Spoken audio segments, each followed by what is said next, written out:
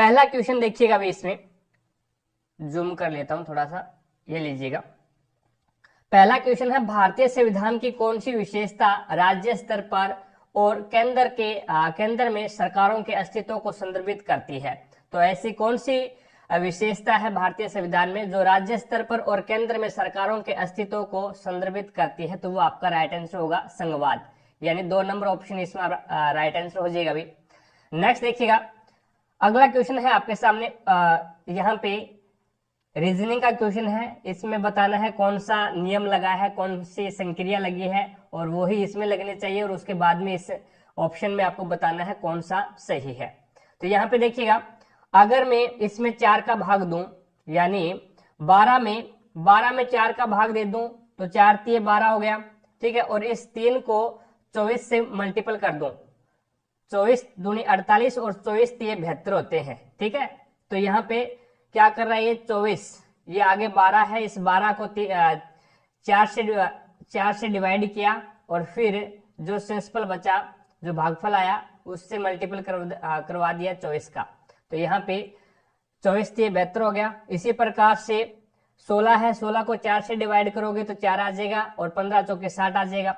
इसी प्रकार से यही यहाँ पे है भी, ये जो 24 है इसको क्या करेगा, 4 से डिवाइड करेगा, 4 से डिवाइड करेगा तो 6 आ गया, और इस 6 को इस 20 से मल्टीप्लाई कर देगा, तो 20 6 120 आपका यहाँ पे राइट आंसर हो जाएगा। तो 4 नंबर ऑप्शन इज करेक्ट। आगे चलते हुए नेक्स्ट देखो, नेक्स्ट आपके सामने है, यदि किसी त्रिभुज के 2 कोणों का माप 60 डिग्री और 80 डिग्री है, तो इस त्रिभुज के तीसरे कोण का माप आपको बताना है, क्या होगा? इजी क्वेश्चन है। तीनों कोणों का मान आपको पता है कितना होता है, 180 डिग्री होता है। इसमें आपको 60 डिग्री एक कोण का मान दे रखा है, और दूसरे कोण का मान है वो 80 डिग्री दे रखा है। तो इन दोनों को जोड़ करके और आप क्या है 180 में से माइनस कर सकते हैं। तो 60 और 80 140 होते हैं, 140 80 में से जाएंगे तो 40 डिग्री का कोण बच जाएगा, कौन सा? 3 नंबर कोण। It's okay. आगे चलते हुए नेक्स्ट देखो, अगला क्वेश्चन है 4 नंबर क्वेश्चन, अल्फाबेट का है, कोडिंग डिकोडिंग का। तो यहाँ पे देखिएगा, ACADEMY, और इसको क्या लिख रहा है, FSJHDE और B, ये लिख रहा है। तो अब यहाँ पे लगाओ भी, कौन सी नियम लग रहा है, कौन सा नियम लग रहा है इसके अंदर? तो ये आता है 1 पे, ये आता है 3 पे, और ये आता है 1 पे, ये आता है 4 पे, ये आता है 5 पे, और M आता है 13 पे, और ये आता है Y 25 के ऊपर, ये आता है 6 के ऊपर। तो यहाँ पे कितना बढ़ाया इसने बढ़ा दिया 5। तो इसके बाद में तो यहाँ पे तो ये S 19 पे आता है, तो ये नियम ये नियम तो नहीं लगेगा। अब देखो 25 से यहाँ से इस प्रकार से ये 25 है, और इधर 6 है, तो कितना बढ़ाएगा, 7 बढ़ाया। उसके बाद में 13 है, और यहाँ पे है 19, कितना बढ़ाया, 6 बढ़ाया, ठीक है। उसके बाद में ये है 5, और ये है 10 पे, तो यहाँ पे 5 बढ़ा दिया, 4 और 4 8, 4 बढ़ा दिया, और 1 और 3 4, यानी कहने का मतलब है भी उल्टी दिशा से, यहां से पहले 7 बढ़ाया, उसके बाद में 6 बढ़ाया, उसके बाद में 7 बढ़ाया, 5 बढ़ाया, उसके बाद में यहाँ पे 5, यहाँ पे 4, यहाँ पे 3, यहाँ पे 2, और यहाँ पे 1, इस प्रकार से बढ़ाएगा। तो यहाँ पे देखो भी, इसको लिखना है ATTEM और PT, इसको लिखना है। तो T में आप कितना जोड़ोगे, तो T 20 पे आता है, 7 जोड़ोगे, तो यहाँ पे क्या आ जाएगा, 7 जोड़ोगे 27 हो जाएगा। तो 27 पे आएगा A वापस। P 16 है, 16 में आपको क्या जोड़ना है, 6 जोड़ना है, 6 जोड़ना है, तो यहाँ पे 16 और 6 22, 22 पे आता है V। उसके बाद में M है वो 13 पे आता है, और 13 में 5 जोड़ना है, 13 और 5 18, R आ जाएगा। उसी प्रकार से E 5 पे आता है, 5 और 4 9, I आ जाएगा। उसी प्रकार से T है वो 20 पे आता है, 20, और यहाँ पे कितने जोड़ने हैं, तो यहाँ पे आपको जोड़ना है 4, 20 और 4 24, 24 पे आएगा X।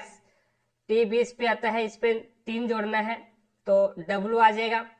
और यहाँ पे रुकिएगा, यहाँ पे हमने कितना जोड़ा, 7, 6, 5, यहाँ पे 4 जोड़ा और यहाँ पे आपको जोड़ना है 3। यहाँ पे 3 जोड़ोगे तो आ जाएगा W, ठीक है। यहाँ पे 3 जोड़ोगे तो W आ जाएगा और अब 2 जोड़ना है और 1 जोड़ना है। तो यहाँ पे 2 जोड़ोगे T में तो ये आ जाएगा V और 1 के अंदर है वो 1 जोड़ोगे तो B आ जाएगा। तो यहाँ पे AVRIWVB आ जाएगा। तो यहाँ पे 3 नंबर ऑप्शन आपका राइट आंसर हो जाएगा। आगे देखो भी 5 नंबर क्वेश्चन है, भारतीय सेना ने मिसाइलों के निर्माण और आपूर्ति के लिए 3131.82 करोड़ के अनुबंध पर किसके साथ हस्ताक्षर किए हैं? तो ये भारतीय डायनेमिक्स लिमिटेड के साथ है वो हस्ताक्षर किए हैं। 3 नंबर ऑप्शन आपका राइट आंसर हो जाएगा। आगे चलते हैं, नेक्स्ट देखो 6 नंबर क्वेश्चन है, निम्नलिखित में से कौन सी विशेषता मरुस्थल से संबंधित है? तो बरखान है वो क्या है, मरुस्थल से संबंधित हो जाएगा भी, यानी 4 नंबर ऑप्शन आपका राइट आंसर हो जाएगा। आगे चलते हैं, 7 नंबर क्वेश्चन आपके सामने है।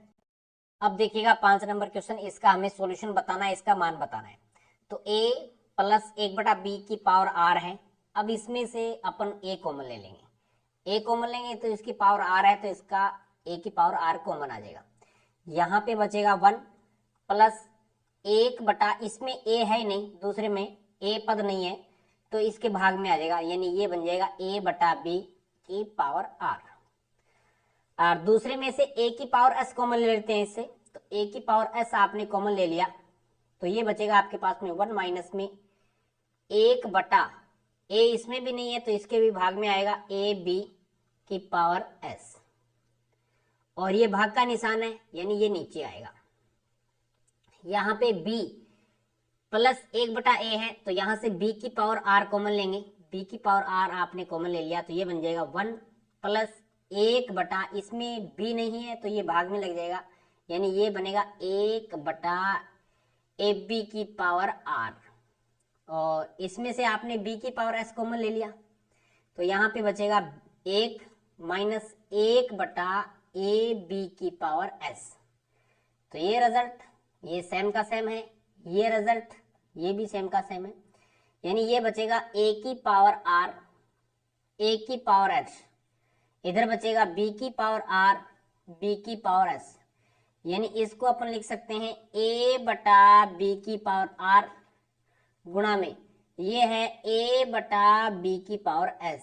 आधार समान होने पे घातें जुड़ जाती हैं तो a/b की पावर r प्लस s बन जाएगा, यानी a/b की पावर r प्लस s किसमें है? ऑप्शन नंबर 2 में है, तो ऑप्शन नंबर 2 इसका राइट आंसर हो जाएगा। अब चलते हैं नेक्स्ट क्वेश्चन पे। अगला क्वेश्चन देखो अभी, नेक्स्ट आपके सामने 8 नंबर क्वेश्चन है इस प्रकार से। अब इसमें दिया गया है भी, यदि प्रत्येक अक्षर समूह में प्रत्येक अक्षर को अंग्रेजी वर्णमाला में उसके बाद आने वाले अक्षर में बदल दिया जाए तो इस प्रकार बने कितने अक्षर समूह का कितने अक्षर समूहों में एक भी स्वर नहीं होगा? ठीक है, तो यहाँ पे बाद वाला यानी +1 करना है सभी को अंग्रेजी वर्णमाला में। तो यहाँ पे S के बाद में ST आ जाएगा, T के बाद में आ जाएगा U, तो इसमें तो आ रहा है। अब यहाँ पे देखो L के बाद में M, A के बाद में B और Y के बाद में Z और M के बाद में आ जाएगा N, तो इसमें नहीं आ रहा है, एक तो ये हो गया। ठीक है, और उसके बाद में J के बाद में K आ जाता है और O के बाद में P आएगा, E के बाद में F आएगा और K के बाद में L, एक इसमें नहीं आएगा, और C के बाद में आएगा D, L के बाद में आएगा M, D के बाद में आएगा E, तो इसमें भी आ रहा है। तो यहाँ पे 2 ऐसे अक्षर युग्म है जिसमें यानी एक एक चेंज करने के बाद भी क्या है, स्वर नहीं आ रहा, तो 2 आपका यहाँ पे राइट आंसर होगा। आगे देखो भी 9 नंबर क्वेश्चन है। 9 नंबर क्वेश्चन है, निम्नलिखित में से कौन सा अधिनियम कानूनी रूप से एक ग्रामीण परिवार के ऐसे वैश्विक सदस्यों को एक वित्तीय वर्ष में 100 दिन के वेतनिक रोजगार की गारंटी देता है जो रोजगार की तलाश में है और अकुशल शारीरिक श्रम करने के इच्छुक है? तो वो है महात्मा गांधी राष्ट्रीय ग्रामीण रोजगार गारंटी योजना, यानी 4 नंबर ऑप्शन है वो आपका यहाँ पे राइट आंसर होगा। अगला देखो भी, रानी ने एक व्यवसाय शुरू करने के लिए बैंक से 2 लाख रुपए की राशि उधार ली, वह 7% वार्षिक ब्याज की दर से 2 वर्ष के बाद में कितना साधारण ब्याज है वो अदा करेगी। तो इसका साधारण ब्याज आपको निकालना है, तो वो आप निकाल लीजिएगा इस प्रकार से, मूलधन इंटू दर इंटू समय और अपॉन में कर दो 100।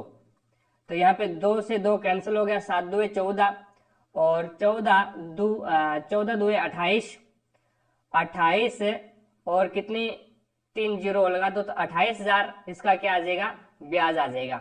तो यहाँ पे 2 नंबर ऑप्शन आपका राइट आंसर होगा। आगे देखो अभी 11 नंबर क्वेश्चन है। 11 नंबर क्वेश्चन आपको क्या इस प्रकार से डायग्राम दिया गया है और इसमें पूछा है कोशिका विभाजन के प्रकार क्या है और विभाजन बी कब और कहाँ होता है। विभाजन बी है वो कब और कहाँ पे होता है।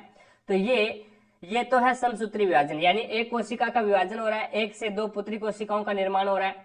और यहाँ पे क्या है, 1 से 4 पुत्री कोशिकाओं का निर्माण हो रहा है। तो ये तो क्या है, ये तो अर्धसूत्री विभाजन है, ये तो अर्धसूत्री विभाजन है। 1 से 4 पुत्री कोशिकाओं का निर्माण हो रहा है और यहाँ पे क्या है, 1 से 2 पुत्री कोशिकाओं का निर्माण हो रहा है। तो ये क्या है, समसूत्री है, समसूत्री है। पहली बात तो ये।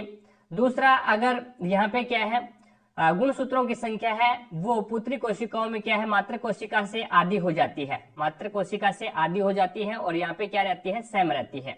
It's okay. तो यहाँ पे हो जाएगा भी ये समसूत्री विभाजन है और ये अर्धसूत्री विभाजन है, जैसा कि यहाँ पे दिखाया गया है।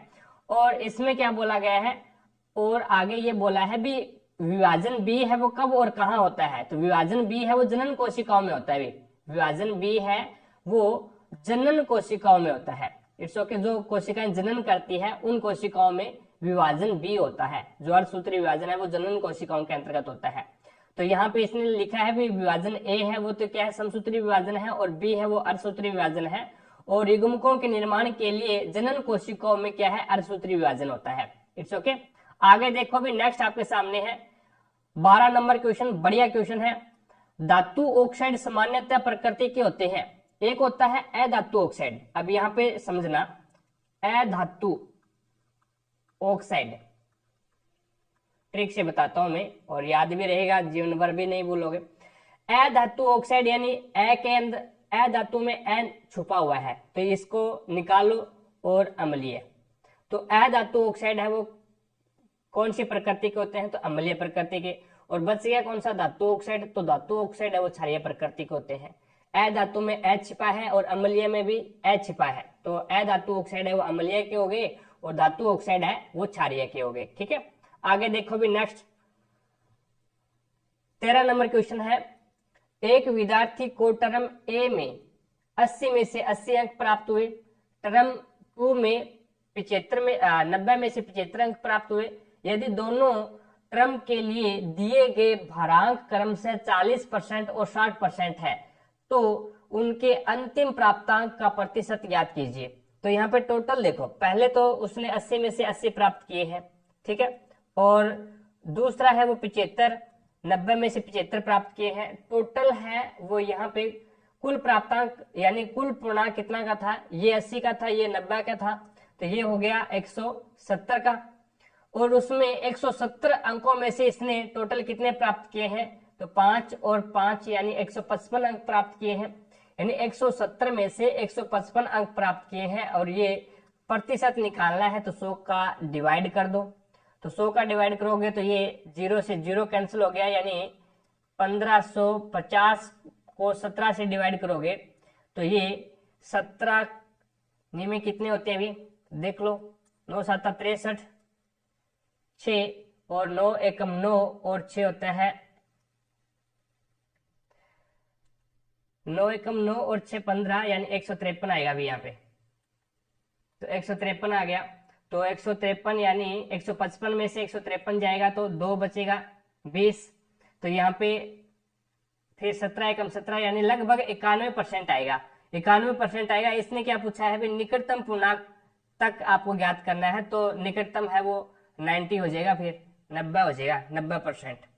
It's okay. तो यहाँ पे 91 और वैसे यहाँ पे 90 है तो 90% हो जाएगा। इसने टोटल पूछा है, भी टोटल परसेंट कितना हो जाएगा ये, तो 91 या फिर 90% हो जाएगा। ठीक है। आगे देखो भी, आगे इसने क्या बोला है भी, एल्कोहल सोडियम के साथ अभिक्रिया करके निम्नलिखित में से गैस का निर्माण करता है। यानी एल्कोहल है वो सोडियम के साथ अभिक्रिया करके और किस गैस का निर्माण करती है, तो वो हाइड्रोजन गैस का निर्माण करती है। इट्स ओके, हाइड्रोजन गैस का निर्माण करेगी। आगे देखो भी, नेक्स्ट 15 नंबर क्वेश्चन है। 15 नंबर क्वेश्चन है, किसी संख्या को 335 और 265 के योग से विभाजित करने पर भागफल के रूप में 335 और 265 के अंतर के 3 गुने के बराबर मान आता है, तो शेषफल के रूप में 35 प्राप्त होता है। तो संख्या आपको ज्ञात करनी है, क्या होगा। तो यहाँ पे 335 में से 265 आप निकालो, 0। 13 में से 6 जाएंगे 7, 70 हो गया। अब इसने क्या कहा है, इसके अंतर के 3 गुने के बराबर मान है, तो इसका 3 गुना कर दो तो 210 हो जाएगा। अब इसने क्या कहा है, 210 यानी किसी संख्या को 335 और 265 के योग से विभाजित करते हैं।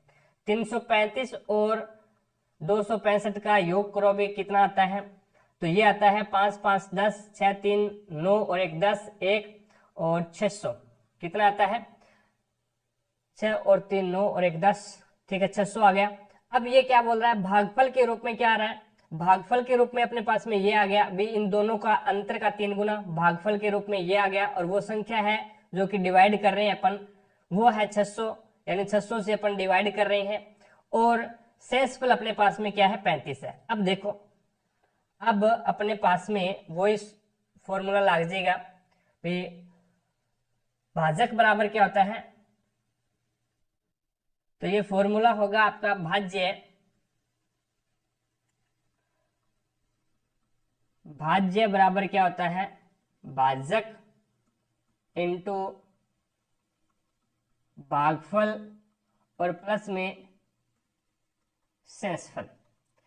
भाजक अपने पास में कितना है, 600 है, भाजक अपने पास में 600 है, इंटू भागफल अपने पास में 210 है, और प्लस में शेषफल कितना बचेगा, 35, तो वो 35 आ जाएगा।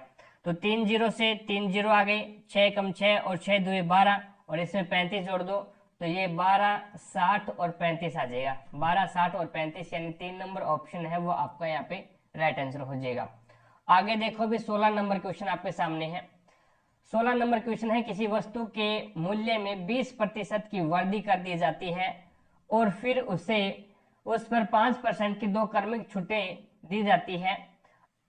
इस कंडीशन में वस्तु का विक्रय मूल्य उसके क्रय मूल्य से कितना अधिक होगा, ये बताना है। यानी एक वस्तु के मूल्य में पहले तो 20% की वृद्धि की जाती है। अब पहले 20% की वृद्धि कर दी जाती है, यानी मैंने मान लिया 100 है, अब उसके मूल्य में 20% की वृद्धि कर दी, यानी 120 कर दिया। अब उसके बाद में फिर उस पर प्रत्येक 5% की 2 क्रमिक छूटें, यानी 5% की 2 क्रमिक छूट पहले दो, यानी 1 से 1 कैंसिल, 5 एकम 5, 5 2 10, 2 एकम 2, 2 6 12, तो यानी 120 पर 6 रुपए की छूट की तो कितना हो गया, 124 रुपया हो गया। अब 124 रुपये को फिर 5% की दोबारा से छूट दी जाती है, तो इसका 2 एकम 5 एकम 5 और 2 5 100 और 10 और यहाँ पे 6 2 12, 2 2 4 यानी 62, यानी 6.2 रुपए की एक बार फिर से छूट दे दी जाती है। तो 120, एक बार फिर देखो भी इसको, यानी मैंने क्रय मूल्य मान लिया 100 रुपए है, उसमें 20% की वृद्धि कर दी तो कितना हो गया, 120 रुपये हो गया। ठीक है, अब इस पे क्या कर रहा है, वो 5% की छूट दे रहा है। तो पहले मैंने 5% की छूट दी इसको, तो 5% की छूट देने के बाद में 6 रुपए की छूट दे दी। अब 6 रुपए की छूट दूंगा तो 120 में से 6 जाएगा तो 114 बचेगा। अब 114 का 5% फिर मैं छूट दूंगा तो 5 एकम 5 और 2 5 100, और यहाँ पे 2 से काट तो 10 2 20 हो गए, और 2 5 10 1, और उसके बाद में 2 7 14, यानी 5.7 रुपए की एक बार फिर छूट दे देगा। यानी 114 के ऊपर कितने की छूट देगा, 5.7 की छूट देगा। तो 5.7 की छूट देगा तो 3 आ जाएगा, और यहाँ पे इधर से ऐसे लेंगे और 13 में से 5 जाएगा तो 8 बचेगा और उसके बाद में 0 और 1 यानी 108.3 आ जाएगा। अब देखो भी 100 रुपये क्रय मूल्य था, उसके बाद में इसको 108.3 रुपये में बेच दिया।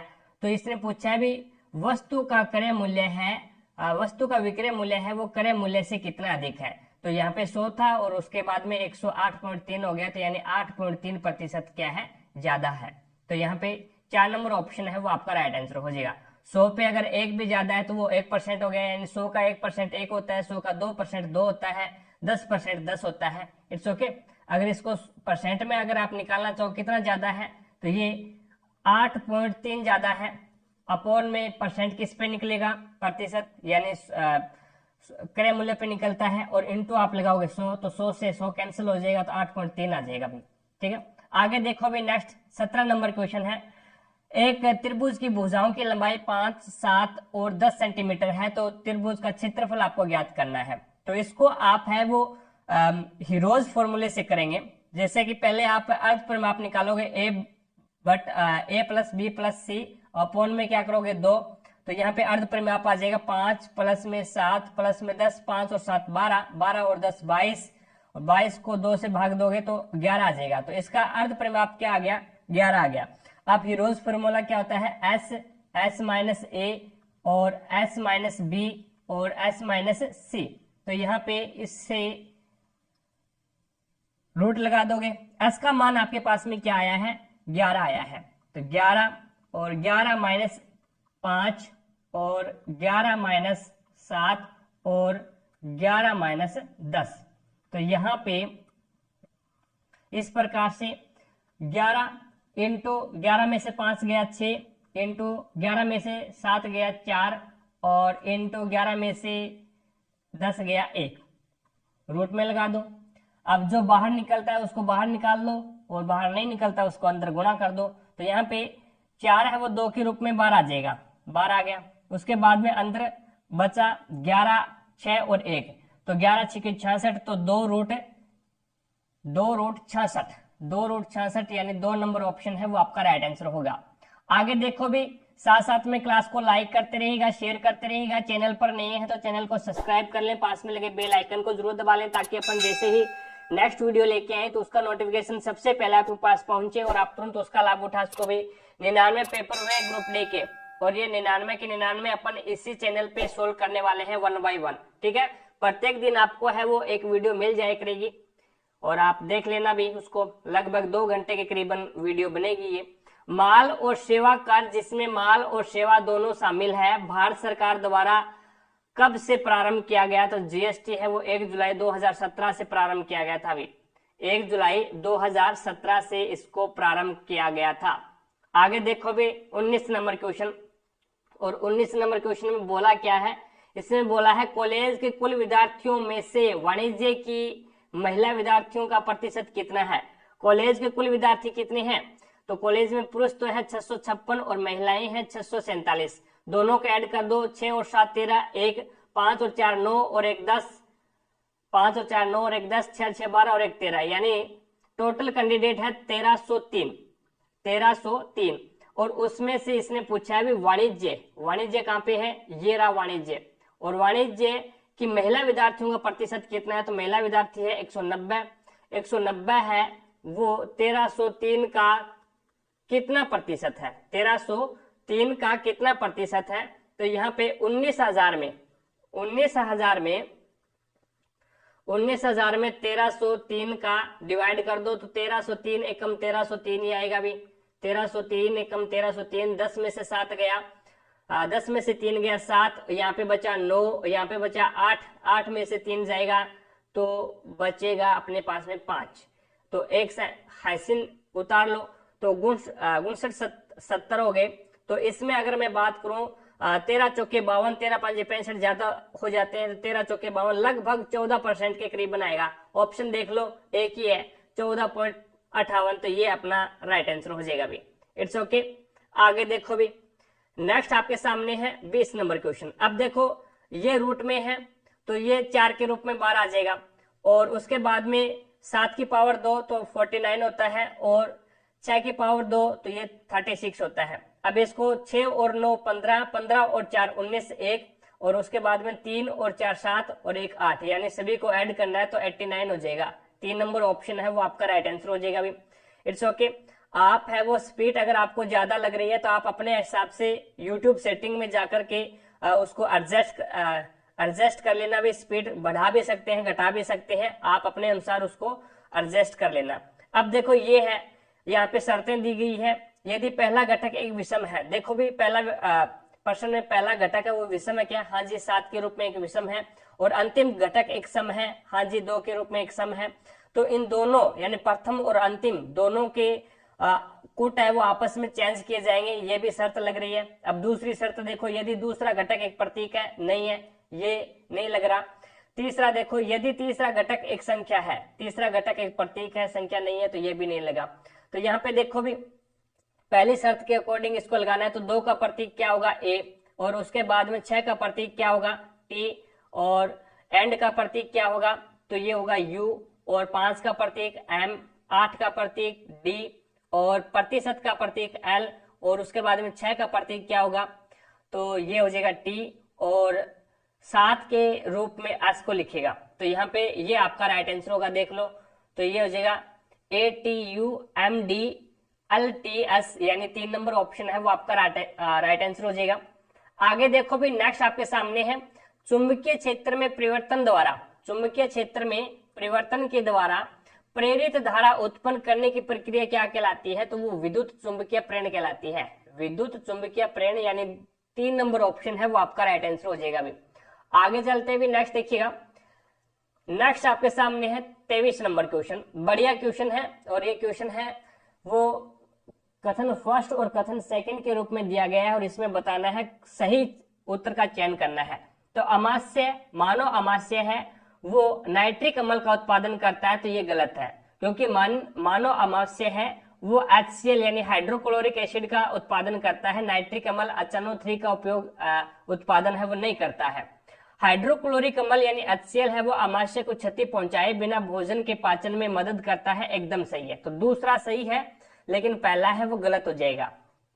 आगे देखो भाई 24 नंबर क्वेश्चन है, वो है निम्नलिखित में से कौन सा बौद्ध धर्म से संबंधित एक पवित्र ग्रंथ है? तो वो हो जाएगा त्रिपिटक। और यहाँ पे त्रिपिटक का अर्थ होता है टोकरी। त्रिपिटक का अर्थ क्या होता है भाई? टोकरी होता है, ठीक है। तो बौद्ध धर्म से संबंधित बताना है तो त्रिपिटक 4 नंबर ऑप्शन आपका राइट आंसर हो जाएगा। 25 नंबर क्वेश्चन देखो अभी, बढ़िया क्वेश्चन है। निम्न में से किस समूह के तत्वों में अम्लीय ऑक्साइड बनाने की प्रवृत्ति अधिक होती है? अभी मैं ऊपर आपको बता के आया हूं भी, जो अधातु ऑक्साइड होते हैं, जो अधातु है वो अधातु ऑक्साइड होते हैं वो अम्लीय प्रकृति के होते हैं, और धातु ऑक्साइड है वो क्या है? क्षारीय प्रकृति के होते हैं। तो आपको यहाँ पे आवर्त सारणी पता होनी चाहिए। आवर्त सारणी का पहला और दूसरा ग्रुप में क्या है? धातुएं हैं, 4 धातुएं हैं। कौन सी है? 4 धातुएं हैं। तो ये क्या धातुएं हैं? तो ये अम्लीय प्रकृति की धातुएं, वो अम्लीय प्रकृति की नहीं होगी, ये क्या होगी? क्षारीय होगी। तो पहला और दूसरा ग्रुप है वो तो क्षारीय ग्रुप ऑटोमेटिक ही है, तो वो तो अम्लीय ऑक्साइड बनाएंगे नहीं।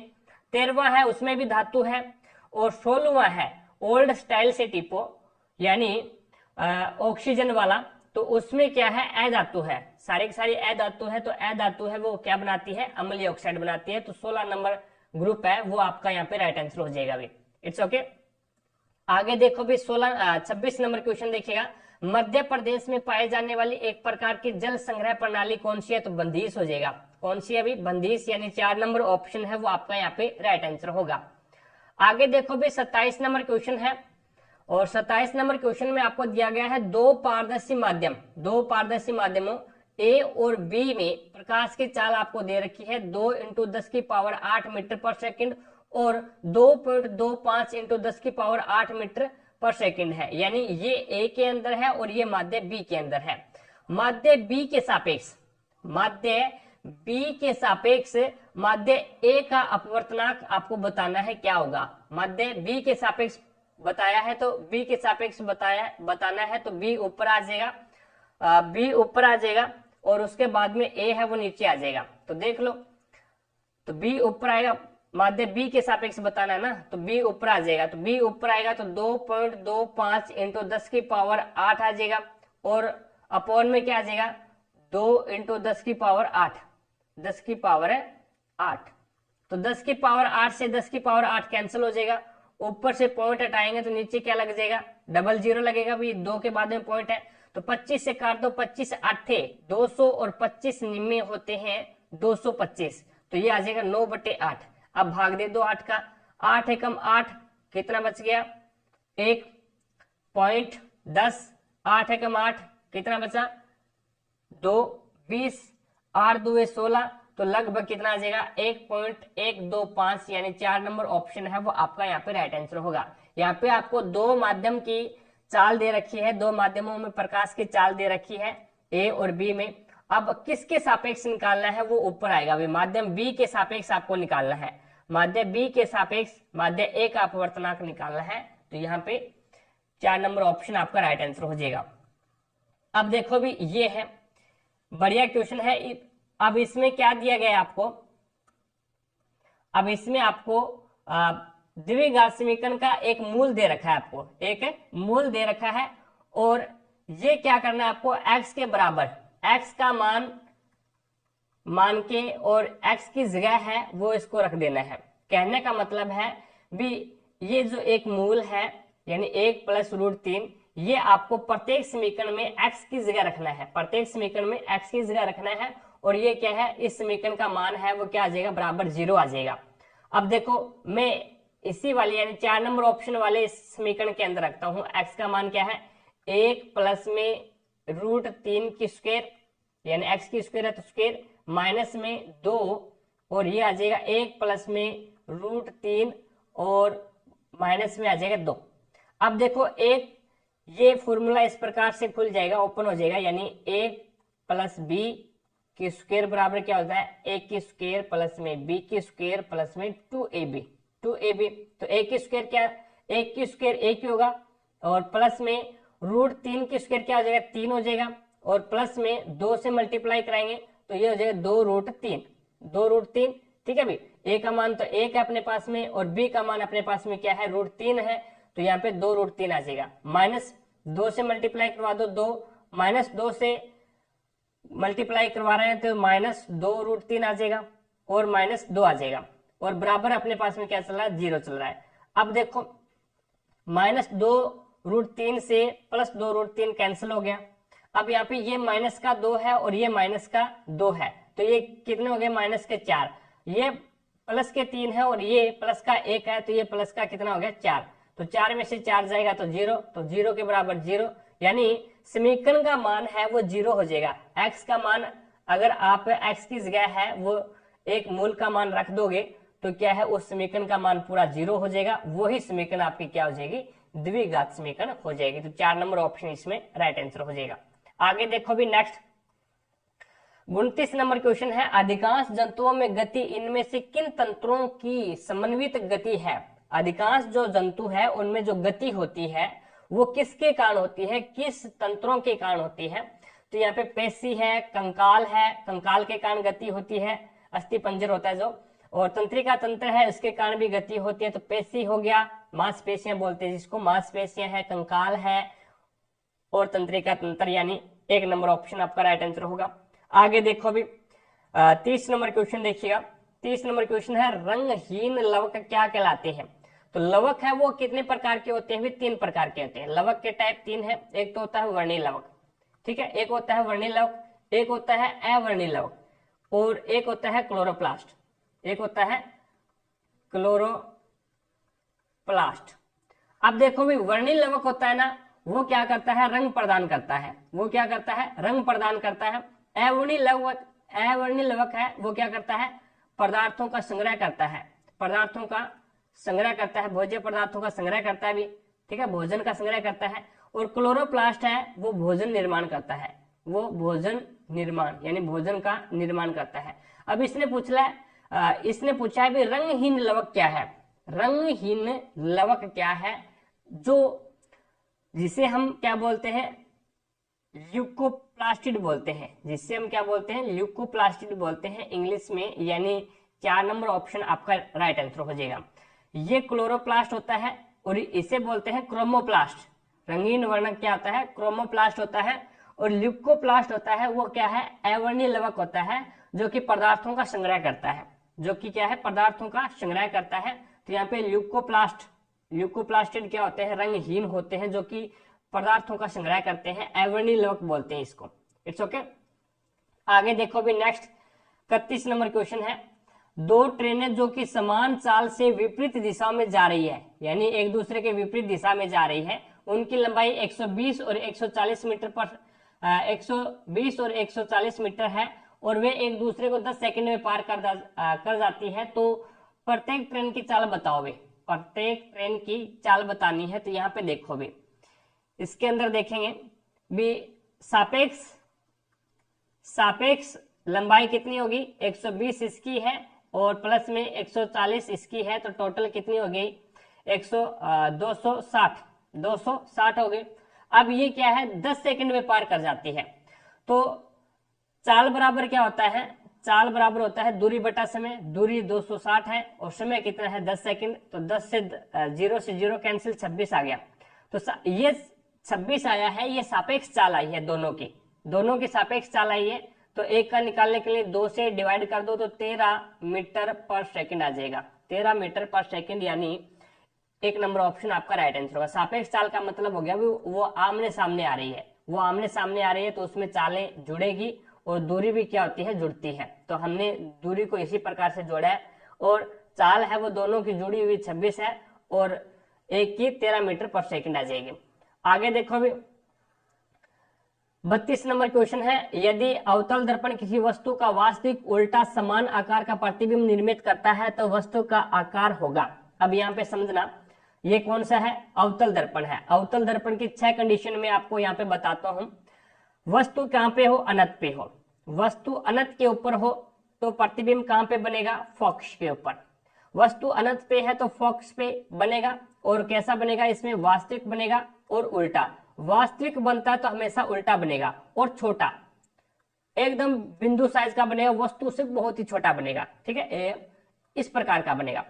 अब अगर वस्तु क्या है, अनंत वह कहां पे, वक्रता केंद्र, अनंत वह वक्रता केंद्र के बीच में है, वक्रता केंद्र सी के बीच में, अनंत और वक्रता केंद्र सी के बीच में है, तो फोकस कहां पे बनेगा, फोकस एफ और सी के बीच में बनेगा। यानी प्रतिबिंब है वो मुख्य फोकस और वक्रता केंद्र के बीच में बनेगा, वास्तविक बनेगा, उल्टा बनेगा और छोटा होगा वे, और छोटा ही होगा। अब जो वस्तु है वो वक्रता केंद्र के ऊपर आ गई, वक्रता केंद्र के ऊपर आ गई तो प्रतिबिंब भी कहां पे बनेगा, वक्रता केंद्र के ऊपर ही बनेगा। और कैसा होगा, वास्तविक होगा, उल्टा होगा और समान होगा, ठीक है, समान होगा। अब हमने वक्रता केंद्र से और एफ के बीच में लेके आए वस्तु को, तो यहाँ पे कहां पे बनेगा, ये सी और सी व अनंत के बीच में, सी व यानी वक्रता केंद्र और अनंत के बीच में बनेगा। कैसा बनेगा, वास्तविक, उल्टा और बड़ा।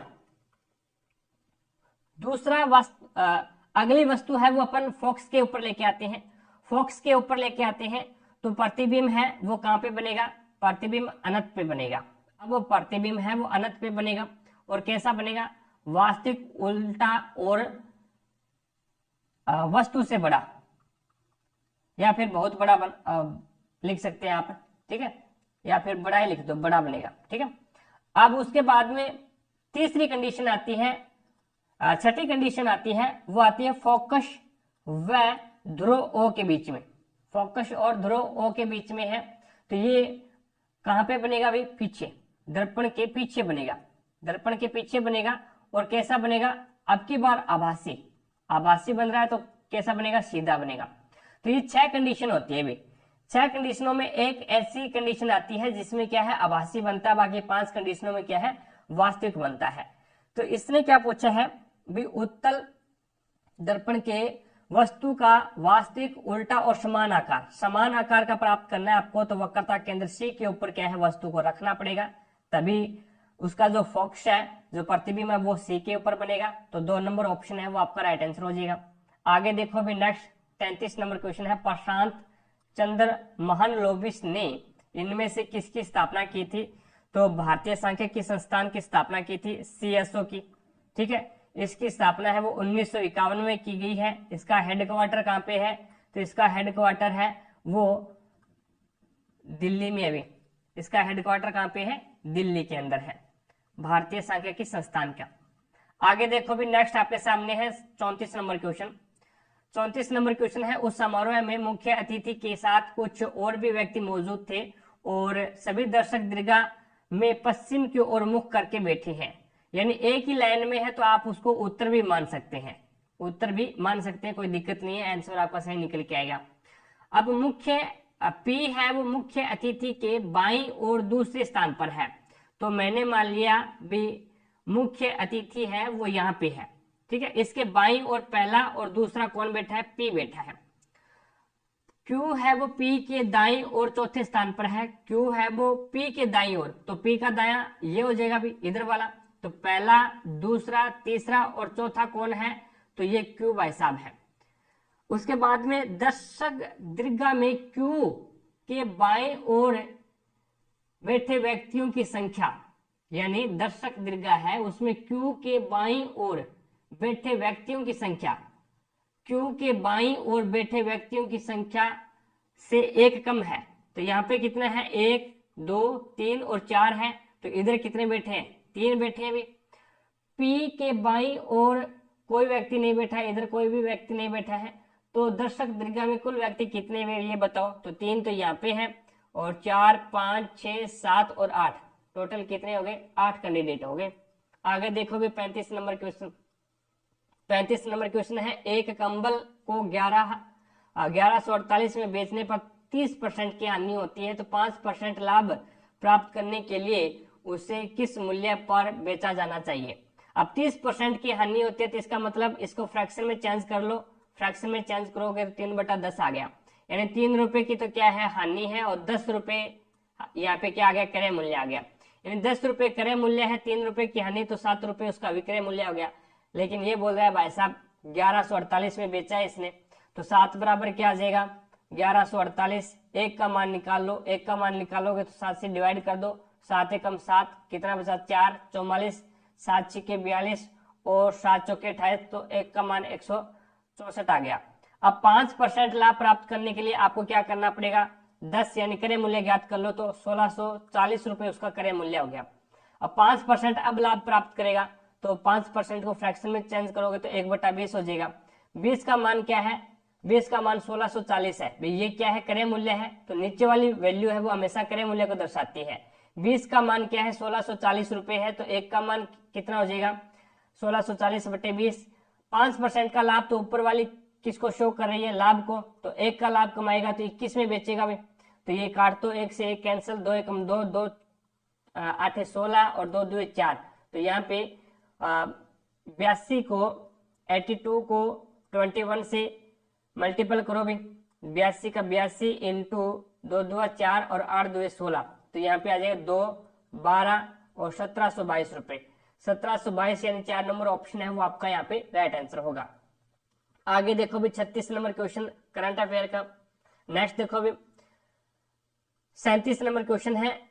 अब यहाँ पे 3x से इसको मल्टीप्लाई करवा दो और बाकी देख लो कौन सा कट रहा है। 3x को मैंने मल्टीप्लाई करवाया x से, तो 3x की स्क्वायर आ गया, ठीक है। और माइनस का निशान 3x को 6 से मल्टीप्लाई करवाया, 6 18x आ जाएगा। प्लस में x है, प्लस में 6x है और माइनस में 9 है और प्लस में 24 है और माइनस में x की 3 है। अब यहाँ पे देखो भी x की 3, ये 3x है, 3x की स्क्वायर है, ये 18x है और ये क्या है, प्लस के 6x है, तो ये कितने बचे भाई, ये 18x है, ये प्लस के 6x है और एक x ये रहा, तो ये टोटल हो गया 7x। अब 18x से 7x बाहर जाएगा तो कितना बचेगा भाई, अब यहाँ पे देखिएगा ये x की स्क्वायर है भाई, ठीक है, x की स्क्वायर है, तो 3x की स्क्वायर और एक x ये रहा, तो ये हो गया 4x की स्क्वायर, ठीक है।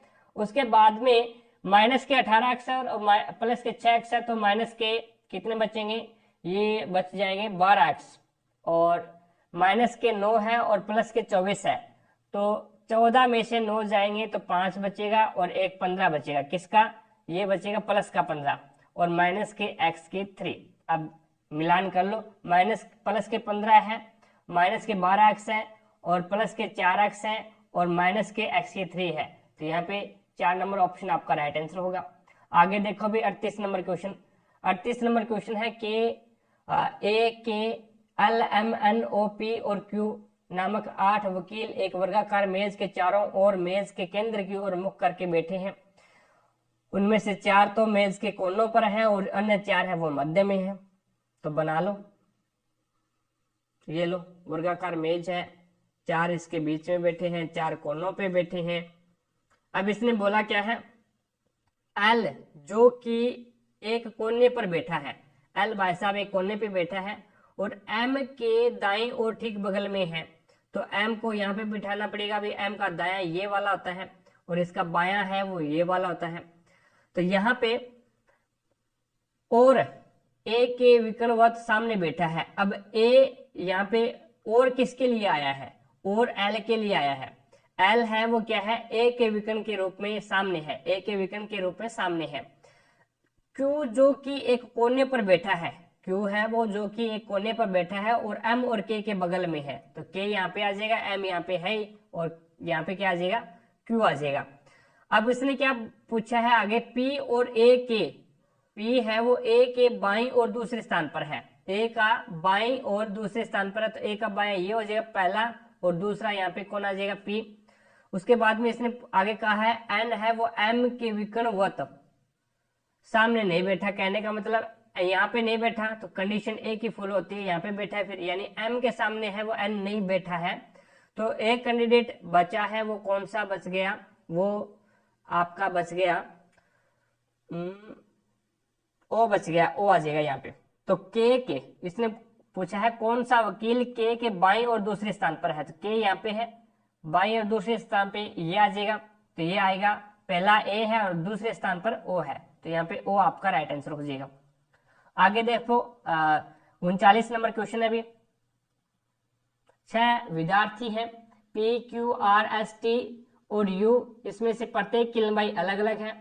पी केवल 2 विद्यार्थियों से लंबा है, पी है वो 2 ही विद्यार्थियों से लंबा है, बाकी सभी से छोटा है।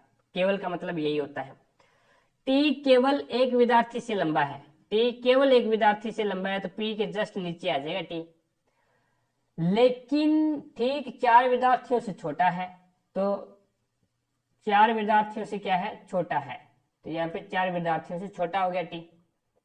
एस केवल 4 विद्यार्थियों से लंबा है, तो पहला, दूसरा, तीसरा, चौथा और 5वें नंबर पे कौन आ जाएगा? 5वें नंबर पर एस आ जाएगा, क्योंकि ये 4 विद्यार्थियों से लंबा है लेकिन सबसे लंबा नहीं है। ठीक है, क्यों किसी भी विद्यार्थी से लंबा नहीं है। कहने का मतलब है क्यू आएगा सबसे नीचे, आर सबसे लंबा नहीं है, आर सबसे लंबा नहीं है तो आर आएगा फिर एस के नीचे। उसमें क्या पूछा है, निम्न में से सबसे लंबा कौन है? जो आया नहीं, जो पंक्ति में नहीं आया वो सबसे लंबा है। ये लो यू भाई साहब नहीं आए तो यू यहाँ पे आपका राइट आंसर हो जाएगा, सबसे लंबा है। आगे देखो, अभी आगे 40 नंबर क्वेश्चन है। 40 नंबर क्वेश्चन में कहा गया है ए बी सी एक त्रिभुज है। ये लो अपन ए बी सी एक त्रिभुज बना लेते हैं। यहाँ पे ये क्या है? ए बी सी एक त्रिभुज है। ये ए है, ये बी है और ये सी है। उसके बाद में अगला एक त्रिभुज और दिया गया है, वो ये है डी ई और ये आ गया एफ। ठीक है, कोण ए है वो 40 डिग्री का है, ये 40 डिग्री का है। कोण बी है वो 55 डिग्री का है, ये 55 डिग्री का है। और कोण डी है वो क्या है? 55 डिग्री का है, वो क्या है? 55 डिग्री का है। और कोण ई है ये वाला, ये 85 डिग्री का है। तो ये कितने का बच गया? 40 डिग्री का बचा। ठीक है भाई, अब इसने कहा क्या है भी, एम यानी ए बी बार और बराबर है एम एफ डी बार, यानी एफ डी ये वाली भुजा और ए बी ये वाली भुजा बराबर बता रखी है इसने। दो कोण यानी दो कोण बराबर हैं, दो कोण यहाँ पे डी कोण है वो एफ कोण है वो ए कोण के बराबर है और बी कोण है वो डी कोण के बराबर है। तो यहाँ पे समरूपता का नियम लगाना है, अभी समरूपता का नियम लगाना है। तो देखिए ए बी और सी, ए बी और सी त्रिभुज अपने पास में इधर वाले ऑप्शन में सभी में ए बी सी है।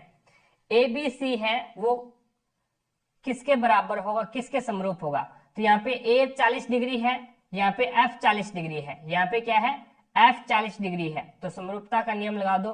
तो एफ 40 डिग्री है तो एफ को लिखोगे, पहले एफ को लिखो, उसके बाद में डी 55 डिग्री है, यहाँ पे बी 55 डिग्री है, तो यहाँ पे आ जाएगा डी और उसके बाद में आएगा ई। तो ये देखो ए 40 डिग्री था तो यहाँ पे पहले लिखा ए, तो यहाँ पे 40 डिग्री एफ पे है तो एफ 40 डिग्री आ जाएगा। बी 55 डिग्री है तो यहाँ पे डी 55 डिग्री है और उसके बाद में सी आ गया तो उसके बाद में ए आ गया। तो ए बी सी समरूप है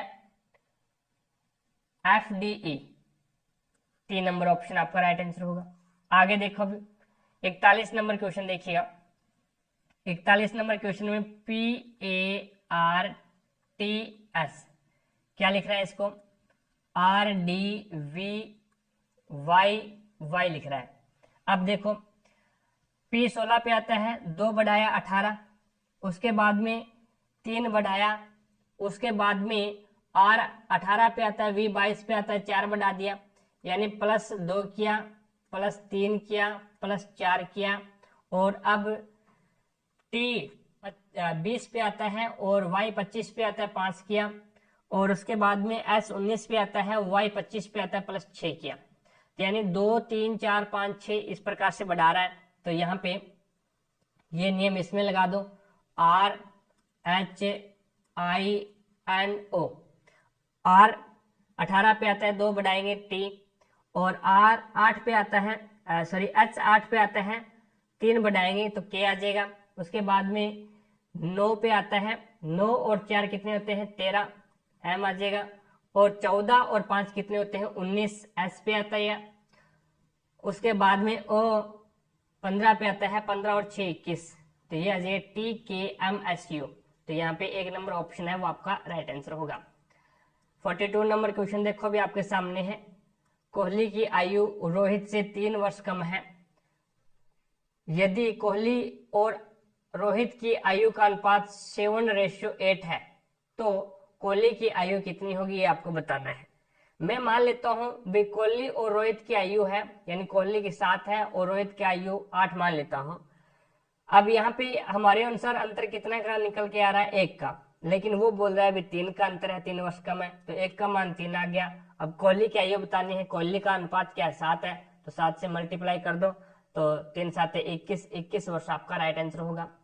43 नंबर क्वेश्चन देखो भी। 43 नंबर क्वेश्चन आपके सामने है, यानी एक 100 ओम प्रतिरोध वाले एक धातु का तार को मोड़कर तार को एक 100 ओम वाले एक धातु का तार को मोड़कर तार की लंबाई के बराबर परिधि वाला एक वर्त बनाया गया है। वर्त के 2 व्यास तक सम्मुख बिंदुओं के बीच तुल्य प्रतिरोध आपको ज्ञात करना है। तुल्य प्रतिरोध कितना होगा? अब इस सवाल को बढ़िया तरीके से समझना भी।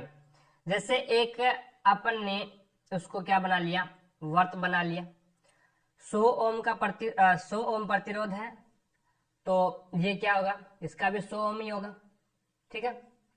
अब इसने क्या कहा है, 2 बिंदु व्यास है, यानी व्यास खींचा गया। अब व्यास खींचा गया तो ये क्या है, वर्त को 2 पार्टों में डिवाइड करेगा, समान पार्टों में, ये आधा ऊपर होगा आधा नीचे होगा। तो ये 100 ओम है तो ये क्या होगा 50 ओम तो इसका हो गया, और 50 ओम ही इस नीचे वाले का हो गया। कहने का मतलब है भी ये अब क्या हो गया, समांतर क्रम में हो गया। ये पहले क्या था, श्रेणी क्रम में था, और अब इसको हमने क्या है 2 पार्टों में डिवाइड कर दिया, बीच में व्यास खींच करके, तो अब ये क्या हो गया 2 पार्टों में डिवाइड हो गया, ठीक है। अब 2 पार्टों में डिवाइड हो गया तो ये क्या है, समांतर क्रम में हो गया। अब समांतर क्रम में टोटल तुल्य प्रतिरोध अपन ज्ञात करेंगे तो वो करेंगे 1/Rn। ये तो है R1 और ये क्या है R2, ठीक है, बराबर क्या होगा 1/R1 प्लस में 1/R2। अब यहाँ पे देखो 1/R1 का मान क्या है 1/50 प्लस में दूसरे का क्या है 1/50। अब यहाँ पे 50 तो इसका क्या आ गया एलसीएम आ गया, और यहाँ पे क्या आ गया 2। ये मान किसका है 1/Rn का। अब यहाँ पे अपन को R का मान ज्ञात करना है, R का मान ज्ञात करना है तो आगे वाली भी वैल्यू पलट दो, पलटोगे तो 50/2 आ जाएगा, और 2 एकम 2 और 25, तो ये कितना आ जाएगा 25 ओम आ जाएगा भाई इसका तुल्य प्रतिरोध, यानी 2 नंबर ऑप्शन है वो आपका राइट आंसर होगा। समझ में आई बात, कोई दिक्कत नहीं है, आगे चलते हैं। श्रेणी क्रम वाला तो डायरेक्ट जुड़ जाता है, और समांतर क्रम वाला है वो यहाँ पे 1/R1 1/R2 इस प्रकार से जुड़ता है। अब यहाँ पे कथन देखो, स्टेटमेंट दिया गया अपने को, समान वर्ग फुट क्षेत्रफल वाले सभी अपार्टमेंटों की तुलना में अधिक ऊंची अपार्टमेंट इमारत में छठी मंजिल से ऊपर के अपार्टमेंटों का किराया क्या है अधिक होता है, ठीक है, यानी उसका क्षेत्रफल भी समान है, सारा जो समान है वो भी क्या है इसमें समान दिया गया है, अपार्टमेंट यानी प्रत्येक वर्ग बनाया गया है, ठीक है, रहने के लिए। अब पहली मंजिल पे जो आपको समान मिलेगा वही दूसरी मंजिल पे मिलेगा, वही तीसरी मंजिल पे मिलेगा, लेकिन ये बोल रहा है भी जैसे जैसे अधिक ऊंची अपार्टमेंट में अपन जाएंगे, इमारतों में जाएंगे, छठी मंजिल पर अगर अपन रहेंगे छठी मंजिल से ऊपर, तो क्या है उसका किराया बढ़ जाता है, ये अपने को कथन दिया गया है। तर्क क्या है, ऊंची मंजिलों पर रहना अधिक जोखिम भरा होता है, क्योंकि वहां लिफ्टों पर निर्भरता निचली मंजिलों की तुलना में अत्यधिक होती है, जबकि निचली मंजिलों पर सीढ़ियों के द्वारा पहुंचा जा सकता है। तो ये तो स्टेटमेंट में कहीं पे भी कहा भी नहीं गया अभी, ठीक है, जोखिम भरा होता है तो ऊंची मंजिलों पे रहना, तो वो फिर ऊंची इमारत वाले ज्यादा पैसे क्यों दे, भी जोखिम भरा है फिर भी ज्यादा पैसे दे रहे हैं, तो ये तो इसके स्टेटमेंट के भी उल्टा हो गया, विपरीत हो गया, तो ये गलत हो गया। दूसरा क्या बोलता है, निचली मंजिलों की तुलना में ऊंची मंजिलों पर वायु प्रदूषण कई गुना कम होता है, यही कारण है कि वो क्या है छठी मंजिल से ऊपर क्या है अधिक किराया ले रहे हैं। निचली मंजिलों की तुलना में ऊंचे वाली जो मंजिल है उसमें क्या है वायु प्रदूषण कम होता है। तो यहाँ पे पहला तो स्टेटमेंट है वो गलत है, लेकिन निष्कर्ष है वो गलत है, लेकिन दूसरा निष्कर्ष है वो इसका स्टेटमेंट का समर्थन कर रहा है। आगे देखो अभी 45 नंबर क्वेश्चन है, दो संख्याओं का अनुपात आपको 5:7 दे रखा है, यदि उसका महत्तम समावर्त्य 17 है तो संख्याएं ज्ञात करो। अब 5 और 7 का मेरे को बता दो, मैं वो संख्याएं मान लेता हूं 5 और 7 है। अब 5 और 7 के HCF क्या होगा भाई हमारे अनुसार, HCF क्या होगा, तो 5 और 7 का तो HCF क्या आता है 1 होता है। अब लेकिन क्वेश्चन भाई साहब ने 17 दे रखा है तो 1 के बराबर 17 आ जाएगा फिर। अब देखो इसने पूछा क्या है वे संख्याएं क्या है, और 17 को 5 से गुना करोगे तो 85, और 17 को 7 से गुना करोगे क्या आ जाएगा 119, तो यहाँ पे 85 और 119 है वो आपका राइट आंसर हो जाएगा। इट्स ओके, आसान सा क्वेश्चन है भी। आगे देखो, एक कस्बे की जनसंख्या कितनी है, एक कस्बे की जनसंख्या है वो 2,24,375 है, यदि यह प्रति वर्ष 4% की दर से बढ़े, 4% की दर से बढ़े तो 2 वर्ष के बाद की जनसंख्या ज्ञात करो। तो यहाँ पे देखो भी इसको प्रतिशत में, यानी ये 4 है, प्रतिशत का निशान हटाओगे तो नीचे 100 लगा दोगे, 4 एकम 4 और 25 का 100, यानी पहले क्या है 25 थी और 1/25 हो गया, ये 4 को फ्रैक्शन में बदला तो पहले क्या है 25 थी और 1 बढ़ गया 26 हो गया। इसी प्रकार से आगे भी ये क्या है 25 थी और 1 बढ़ गया 26 हो गया। अब ये कितना हो गया टोटल 2 साल के बाद में 625 और ये 676, यानी 625 की वैल्यू अपने को दे रखी है, कितनी है ये है 625 की वैल्यू अपने को दे रखी है, कितनी दे रखी है 2,24,375, और अपने को ज्ञात क्या करना है 676 की वैल्यू ज्ञात करनी है, तो ज्ञात कर दो। तो 625 25 की वैल्यू आपके पास में 2,24,375 है। तो 1 की वैल्यू क्या आ जाएगी, 625 का भाग और इंटू 676 की वैल्यू आपको ज्ञात करनी है। अब 5 से काट दो या फिर 25 से काट दो आप। 25 25 या 625 और 25 8 200, 24 बच गया। 24 बच गया तो ये हो गया 243। 243 उसके बाद में 25 25 में 225, ठीक है। 243 में से 225 निकालोगे तो 13 में से 5 जाएंगे तो 8 और यहाँ पे 3 1 18 बच गए। 18 उसके बाद में 7 उतार लिया। 7 उतारोगे तो उसके बाद में 25 है, छिक्के 150 और 25 आते 175। 175 7 से 7 0 और 1 आगे कितना उतारेंगे, नहीं 7 में से 5 जाएगा तो 2 बचेगा भी, 2 और 1 यानी 125। तो ये हो जाए 25 5 125। उसके बाद में फिर 25 से काटो, 25 से कम 25 और 25 2 50, 25 3 75। अब 89 में से 75 निकालोगे तो ये हो जाएगा 4 और 1 14 बच गया। उतार लिया 7, 25 5 125, 2 और यहाँ पे बच गया 2 और 5 और 25 में 225 तो 359 आ गया। अब 676 को 359 से क्या कर दो, मल्टीप्लाई कर दो। 676 का 359 से मल्टीप्लाई करोगे तो आपके पास में आंसर आ जाएगा 2,42,684। आप मल्टीप्लाई इसको करके देख लेना, भी यही आएगा, ठीक है। आगे चलते हैं। अभी नेक्स्ट 47 नंबर क्वेश्चन है आपके सामने। 47 नंबर क्वेश्चन है, भारतीय संविधान में पंचायत के लिए कितने विषय 100 तवाधिकारी तथा सूचीबद्ध है। भारतीय संविधान में पंचायत के लिए कितने विषय 100 तवाधिकारी तथा सूचीबद्ध है, तो ये 29 विषय हो जाएंगे, 29 विषय। और नगर परिषद के लिए पूछिए तो वो हो जाएंगे 18 विषय। और ये कौन सी अनुसूची में है, पंचायत वाला, तो ये 11वीं अनुसूची में है। कौन से भाग में है, तो ये भाग 9 के अंदर है, भाग 9 में है। और कहां से कहां तक लेकर के, तो ये भाग 9 कौन से आर्टिकल से लेकर 243 ए से लेकर के 243 ए से लेकर के और 243 ओ तक है। It's okay. आगे चलते हैं। नेक्स्ट देखो,